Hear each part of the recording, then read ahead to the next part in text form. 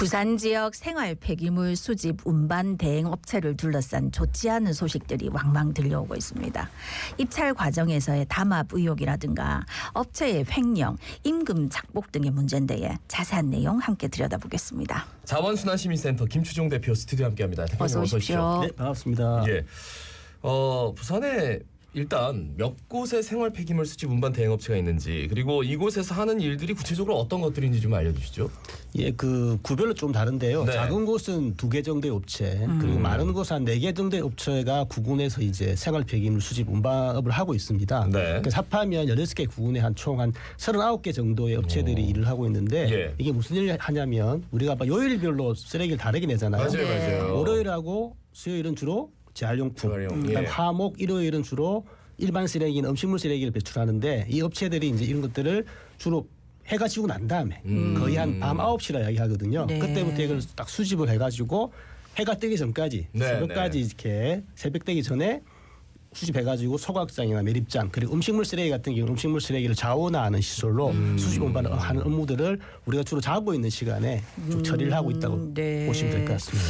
아니 뭐 이런 생활 폐기물 같은 거를 가져가시는 뭐 업체 이런 건 굉장히 좀 우리 삶에서 없어서는 안 되고 굉장히 힘든 일이다 정도로만 네. 생각했는데 이상하게 보도 같은 걸 보면 요거와 둘러싼 무슨 문제들이 많이 있더라고요. 작년 같은 경우에 남구에서 이 생활 폐기물 대행업체 입찰 가격 경쟁을 했는데 3개 업체가 1원 단위까지 같은 예. 금액을 제시했다고요?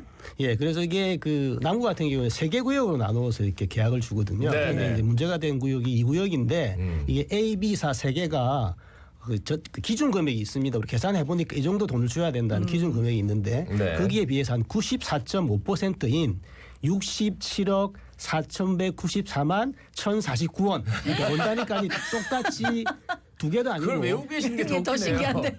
오기 전에 찾아봤는데요. 이게 3개 업체가 이제 똑같이 적어낸 거예요. 네. 그럼 2개도 아니고 3개가 똑같이 적어냈다. 의구심이 개가요? 들죠. 그 희한한데. 근데 문제는 그러면 또 다른 구역은 1구역하고 3구역도 2개 업체가 똑같은 가격을 적어냈다고 합니다. 예, 요까지만 하면 끝나는 게 아니고 요게 이제 세 구역에 한 업체가 세 구역에 다 지원을 할 수 있어요. 아. 근데 문제는 지원을 한다고 다 되는 건 아니고 한 개 구역만 낙찰을 받을 수가 있거든요.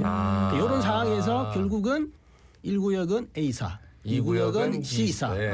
B. 3구역은 B사 이런 식으로 아. 이 세 개 업체가 그 낙찰을 받은 거죠. 그럼 제가 이야기를 했을 때 들으시는 분들이 저거 약간 단합이라는 단어를 떠올리는 게 예. 이상한 생각이 아니겠죠. 네네. 합리적인 의구심이 든단 말입니다. 이런 네. 상황이 발생해서 좀 논란이 되고 문제가 됐던 그런 사건입니다.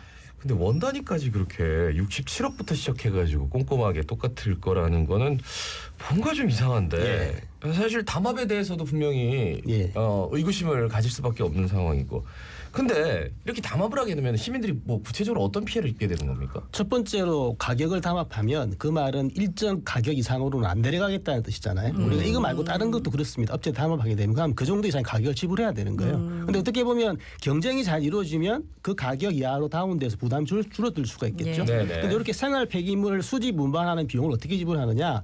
우리가 쉽게 말하면 종량제 봉투 사고 음식물 쓰레기 스스로 내죠. 네네. 그 비용에다가 왜냐하면 그 비용이 실제 처리 비용이 30%가 안 듭니다. 그럼 나머지 70% 이상은 또 이제 세금들 모아가지고 이렇게 지급을 하는 거잖아요. 그래서 조금 이게 내려갈 수는 있는데 단합을 한다는 건 가격이 유지되니까 그만큼 우리가 세금을 더 많이 부담을 해야 되는 게 있고요. 그럼 다음에 2가지 형태가 있죠.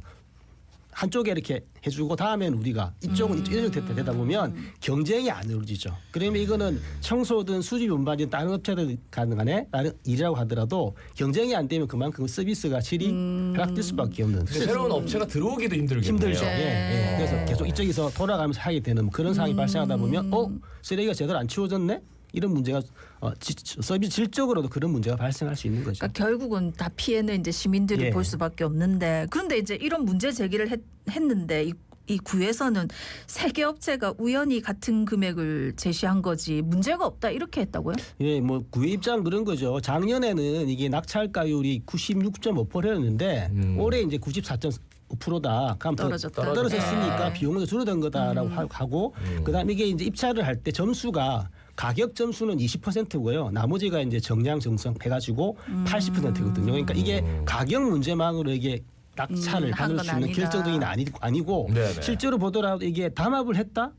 특정한 정황을 찾기도 힘들다라고 해가지고 그래서 이게 그 문제가 없다라고 발표하면서 그 논란을 종식하기 위해서 노력을 한 걸로 그렇게 알고 있습니다. 근데 대표님 궁금한 거는 예. 혹시 이런 업체가 없는 거 아닙니까? 한 3군데밖에 없는 거 아닙니까? 더 많이 있습니까? 그러니까 실제로 이 경쟁이 안 될 만큼 업체가 많이 없습니다. 지금은 사실은 요즘 들어서는 보니까 이게 나름대로 사업도 되고 하다 보니까 이제 업체들이 새롭게 뛰어들려고 노력을 하고 있는데 기존의 업체들이 쌓아왔던 이 뭐라 그래야 됩니까 이게 그게 있기 때문에, 탄탄하게 굳어 있어가지고 예. 진입도 쉽지 하기가 않고 어렵다. 경쟁도 별로 심하지가 않죠. 그러니까 예. 저는 지금 이 세 개의 업체가 같은 금액을 써냈기 때문에 가격이 20%밖에 차지하지 않는다. 예. 그러면 20%에 대한 변수는 없어진 거잖아요. 없어진 거죠. 그러니까 예. A, B, C가 있으면 예. 정량 정성에 대해서 예. A 구역 하는데 우리가 좀 더 공을 들이고 예.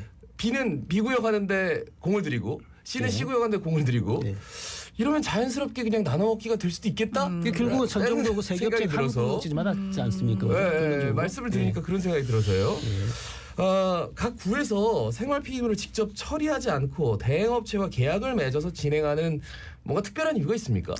일단 여러분 많이 들으셨겠 민영화 아시잖아요. 민영화. 네네. 그 우리가 공공기관이 처리하지 않고 민간업체를 통해서 효율적으로 처리하겠다 해가지고 민영화 바람이 많이 불었습니다. 그래서 요즘은 네네. 심지어는 도로나 다리도 민자를 네네네. 유치해서 많이 만들고 하죠. 네. 몇십 년 동안 통행료를 받는 거잖아요. 네네. 마찬가지로 이게 생활 쓰레기 수집 원반에도 이제 그런 게 들다 보니까 네. 민간업체를 통해 처리하려고 하는 그런 움직임으로 바뀐 거죠. 그래서 이제 위탁을 하거나 아니면 대행업체를 통해서 쓰레기를 수집 운반하는 걸로 그렇게 바뀌고 있습니다. 네. 아니 그러면 이제 각 구에서 업체한테 구체적으로 어떤 항목에 대한 돈을 지급하는 건지 대표님이 또 실제 원가 계산을 하셨다고 들었거든요. 어떻게 하는 겁니까? 계산은? 그 이 지급하는 돈의 항목이 다 있습니다. 첫 번째 크게는 노무비, 경비, 일반 관리비, 그다음에 이윤이 있거든요. 네. 노무비라는 건 직접 노동하시는 분들이잖아요. 네. 직접 노무비가 있고 감전 노무비가 있습니다. 경비라는 것은 말씀드린 대로 여러 가지 경비가 드는 건데요. 예를 들면 네네. 세금도 들어갈 수도 있고 그다음에 이제 각종 이런 시설들에 대한 그리고 장비에 대한 그다음에 차에 대한 수리 수선비라든지 검사비 그다음에 강가 상각비 그다음에 노동자에 대한 복리 우선비라든지 여러 가지 경비들이 포함되어 있고 그다음 일반 관리비라는 것은 임원이라든가 사무실 일하시는 분들 네. 네, 그 임금인 거요. 그다음에 이윤이라는 건 그 업체, 기업의 이렇게 이윤으로 포함이 되는 거죠. 근데 네. 이걸 항목이 다 정해져 있기 때문에 원가 계산하는 전문 기업이 이런 데가 있습니다. 그럼 이게 항목별로 딱 해가지고 인구수가 얼마가 될 것 같은데 한 폐기물 얼마 나올 것 같은데 네네. 이 지역은 어떻게 수급을 해야 되겠다는 원칙을 해가지고 이거 계산을 하거든요. 네네. 그럼 이거 심사하는 위원회가 있는 구 같은 경우에는 심사위원회를 거쳐서 결정을 하고 아니면 이제 구가 결정하게 되면 최종적으로는 구의회에서 마지막에 그 예산 편성할 때 네네. 뭐 약간 조정을 일으켜 가지고 그렇게 원가가 계산되고 그 정해진 금액이 입찰 과정을 거쳐서 실제로 입찰이 되고 난 다음에 낙찰이 되면 그 가격을 총액으로 지불하는 거죠. 그러니까 원가 계산하는 분 전문가들이 계신다고 하니까 예, 계십니다. 예. 정말 터무니없이 막 입찰 봐가지고 예. 막 돈을 착받고 이럴 수는 없는 구조는 맞는 것 같은데. 만들어놨습니다. 그런데 문제는 이제 자꾸 불거지는 게 그 청소 노동자들한테 이제 노동 환경 개선하기 위해서 임금 줘야 되잖아요. 예. 그리고 줘야 될 돈 줘야 되잖아요. 예. 근데 이게 이제 업체 대표가 개인 용도로 막 사용해가지고 불미스러운 일이 벌어지고 그래서 유령 직원을 등록해서 또 임금을 좀 착복하기도 하고. 근데 심지어 문제는 뭐냐면 이제 이렇게 했는데 그 사업체가 이제 업체가 사업자 등록을 일단 끝냈어요. 예. 폐업을 한 거죠. 예. 근데 다시 또 사업을 똑같은 분위기로 하고 예. 이런 경우가 왕왕 있다고요. 어떻습니까? 예, 그래서 사실은 가장 대표적인 것이 이제 네. 이전에 그 뭐 검정구나 수용구 같은 곳에서 대표적인 게 이제 유령 직원이라 부르는데요. 10명이 필요하잖아요. 네. 그럼 8명만 채용을 합니다. 그럼 2명은 친인척이나 지인을 통해서 이름을 올려놓는구나. 예, 이름 올려놓고 월급을 받아가는데 채용을 안 하는 거죠. 그럼 10명이 일해야 될 걸 8명이 일하면서 10명 임금을 지급해가지고 2명의 임금을 착복하는 그런 형태가 많고 두 번째는 복리후생비 말씀드렸잖아요. 네네. 여기는 사실은 뭐 이렇게 피복, 즉 작업복이라든가 그다음 안전화, 그다음 장갑, 그다음에 식대비까지 다 포함되어 있는데 네. 이걸 제대로 지급하지 않고 착복하는 행위 이런 것들이 발생을 쭉 진행을 했었고 뭐 그게 사실은 문제가 되니까 제가 기억으로는 2019년도에 그 네네. 우리 부산 MBC에서 빅벙크에서 네네. 이 문제를 한번 터뜨렸고 제가 예. 출연을 했었는데 그러다 보니까 이제 시가 구군의 담당자들을 모아가지고 계약서가 어떻게 됐는지 한번 보자 해가지고 취합을 하고 그러다 네네. 보니까 이제 그럼 이걸 막기 위해서는 조례 제정이 필요하고 조례 제정을 못한다고 했을 때는 표준 계약서를 제시해서 계약서를 이렇게 만들어서 계약서 상으로도 점검할 수 있고 관리할 수 있게 만들어주고 안 될 경우에는 페널티를 주는 이렇게 하자라고 진행을 했고 그 뒤로는 사실은 이제 구군에서 이런 문제가 생기지 않도록 해서 그런 것들이 도입이 됐는데 뭐 그 뒤로도 사실은 동래구 같은 경우에 또 그런 비슷한 네, 문제가 있었지. 발생했죠. 네. 그래가지고 이제 그 노조들이 파업을 해가지고 생활 배경 수지를 못하는 그런 문제가 있어가지고 아직도 사실은 좀 나아지긴 했지만 여전히 이제 그런 비리들이 가끔씩 발생하는 그런 상황이 이제 환기를 있습니다. 좀 시켜야겠네요. 계속 한 번씩 때마다. 그러니까. 네. 예. 그래서 이게 쉽지 않은 주제지만 이번에 출연 이야기하셨을 때 함께 나와서 이야기하고 있습니다. 감사합니다. 그러니까 중간중간 예. 한번 점검을 꼭 해야 네, 되는데 맞습니다. 아니 이런 거 들으면은 아니 뭐 일단은 담당 구청이니까 구에서 좀 철저한 관리 감독을 해야 될 것 같은데 질문은 이렇게 돼 있거든. 그렇지 못한 이유는 뭘까요? 이렇게 돼 있지만 이렇게 안 하려고 이렇게 지역도급제로 하는 거 아닌가 싶기도 하고 어떻습니까? 자, 첫 번째로는 그 사실은 조례나 계약서 이걸 해야 되는데 이제는 안 했죠. 네. 그러니까 그런 조항이 없기 때문에 이 점검하고 관리를 하고 할 수가 없었던 거예요. 제도가 없으니까. 근데 이제 그걸 안 하는 이유를 살펴보면 이게 오랫동안 올해 한 고통 같은 게 되게 오랫동안 일을 했잖아요. 네, 그러니까 네. 이게 경쟁도 많이 없고 업체가 많이 없다 보니까 문제가 일어나서 이거를 수집을 못하게 되면 상당히 더 많은 큰일이 문제가 발생해요. 생기니까. 그래서 예. 엔간하면 그 원래 하던 업체들을 안고 가면서 그런 문제가 안 생기고 네네. 적정한 사이에서 타업을 하다 보니까 네. 이 구군에서 이걸 넣기를 꺼려 하는 거죠. 네네. 그때 꺼려 했었는데 이제 사건이 터지고 보도가 되고 그러니까 이제 안 넣을 수는 없는 거잖아요. 그래서 지금 조금씩 넣기 시작은 했지만 여전히 이렇게 좀 뭐 사각지대 같은 게 있으니까 여전히 한 번씩 이렇게 비리가 발생하고 있는 거고 방금 지역 도급제라는 걸 말 사실 이게 되게 네. 중요한 의미가 있습니다. 이건 왜냐하면 생활 쓰레기 수집 운반하는 걸 구군이 맞잖아요. 네. 그다음에 지역을 쪼갭니다. 예를 들어 네, 어떤 네. 구가 있으면 세 개를 딱 쪼개면 한 개 딱 구에 이제 한 업체가 모든 걸 다 처리하죠. 일반 쓰레기, 음식물 쓰레기, 재활용품 수집만까지 다 처리를 하거든요. 아. 총액으로 딱 주는. 그러니까 우리가 총액을 줄 테니까 요 모든 것들은 다 내가 처리를 해라. 그러다 보니까 이게 업체들이 쪼개져 가지고 맞잖아요. 근데 이게 또 한꺼번에 다 줄라니까 또 뭐 특혜 시비도 있을 수 있고 그러니까 쪼개줘가지고 하면서 이 현상들이 잘 유지가 돼가지고 생활 쓰레기나 재활용품들이 수집 운반하는데 문제가 안 익히도록 이게 하다 보니까 이제 이때까지는 점검 관리를 안 했던 거고 이제서 조금씩 하려고 그러니까 노력을 총액 내에서 네. 어떻게든지 뭐 본인이 이윤을 내든 아니면 예. 임금을 주든 알아서 알아서 해요. 한다고. 예. 예, 그렇기 때문에 관리 감독이라는 게 아니 뭐 그 민간 업체에 그렇게 하는 건데 우리가 뭘 할 수 있겠느냐라고 얘기할 수도 있겠네요. 예, 그죠? 그렇게 이전에는 그렇게 이야기를 했었고 하지만 사람은 8명 일하는데 10명 임금을 주는 그거는 거잖아요. 안 그건 되죠. 불법적인 거잖아요. 네, 네. 그걸 막 그러면 불법적인 게 터져가지고 그걸 처벌하는 것보다는 네. 안 일어나도록 관리 감독을 해야 되고 그러려면 아까 말씀드린 대로 뭐 조례를 만들든지 네, 아니면 네. 계약서대로라도 그런 것들을 점검할 수 있고 그다음에 문제가 됐을 때는 페널티를 줄 수 있는 이런 것들을 만들려고 하는 거죠. 그러니까 보니까 일부 지자체들이 그 열악한 재정 여건 때문에 예. 생활 폐기물 운반 수집 노동자의 상여금을 잇따라 삭감했다. 예, 예. 근데 삭감하라고 얘기는 한 게 아닌데 예. 문제는 업체는 이제 이윤율은 그대로 두고 예, 예, 예.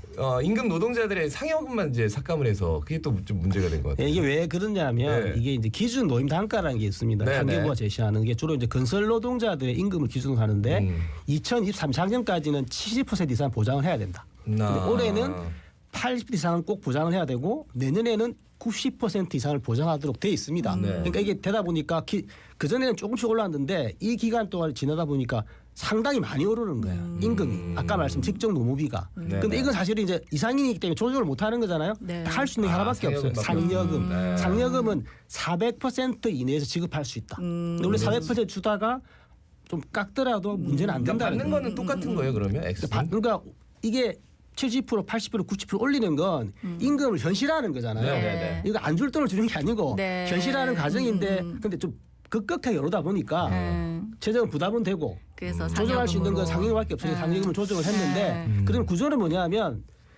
이윤이라는 건 노무비의 경비의 일반 관리비를 합한 금액의 10% 이대로 주게 돼 있어요. 네. 그러니까 딱 퍼센트를 고정을 하는 거잖아요. 그러면 노무비가 많이 올랐다. 그럼 이윤도 많이 오를 수밖에 없는 거야. 그러면 좀 정당하다 그러면 상여금 깎았다 그러면 이윤도 한 1% 떨어뜨려서 급격하게 이윤이 오르는 걸 막아야 될 거 아닙니까? 네. 근데 그렇지 않고 상여금만 깎으니까 당연히 이걸 문제 제기될 수밖에 없는 거죠. 예, 무슨 말씀인지 정확하게 알겠습니다. 아, 시간이 부족해가지고 끝으로 한 말씀 부탁드리겠습니다. 예, 사실 이게 뭐 말씀하신 것처럼 생활 폐기물 우리가 버리면 우리가 자는 동안 싹 사라지잖아요. 네. 그래서 깨끗하게만 처리되면 문제가 없다고 생각하지만 실제로 거기서 일하시는 분들은 그런 야간에 일을 하다 보니까 어려움도 많고 사실 사고도 많이 일어나는 그런 경우가 있습니다. 근데 그렇다고 하더라도 그게 정당하게 임금이 지급되고 여러 가지 문제가 없다면 문제가 네, 없겠지만 네. 그런 문제가 발생하기 때문에 우리 시민들 같은 경우에 좀 그에 대한 관심이 필요할 것 같고요. 그래서 특히나 이제 우리가 배출하실 때 네, 우리가 할 수 네. 있는 이런 관심 가지면서 의견 필요하지만 배출하실 때 정말 정확하게 배출을 하셔가지고 일하시는 분들이 좀 더 이제 안전하게 일을 할 수 있게끔 네. 만들어주고 또 그런 게 제대로 처리해주는 것들이 네, 네. 우리 시민들이 할 수 있는 가장 최선의 길이 아닌가 저는 그렇게 봅니다. 네. 그러니까 민간업체 위탁 문제도 관심을 가지지만 예. 우리가 생활 폐기물 배출할 때도 예. 할 거야 규정을 잘 지켜라 이런 네, 말씀 네, 네. 하셨습니다. 자원순환 시민센터 김추종 대표였습니다. 고맙습니다. 고맙습니다. 예, 자갈치 아침에 18,370회 박성원이었습니다. 아나운서 김동인이었습니다.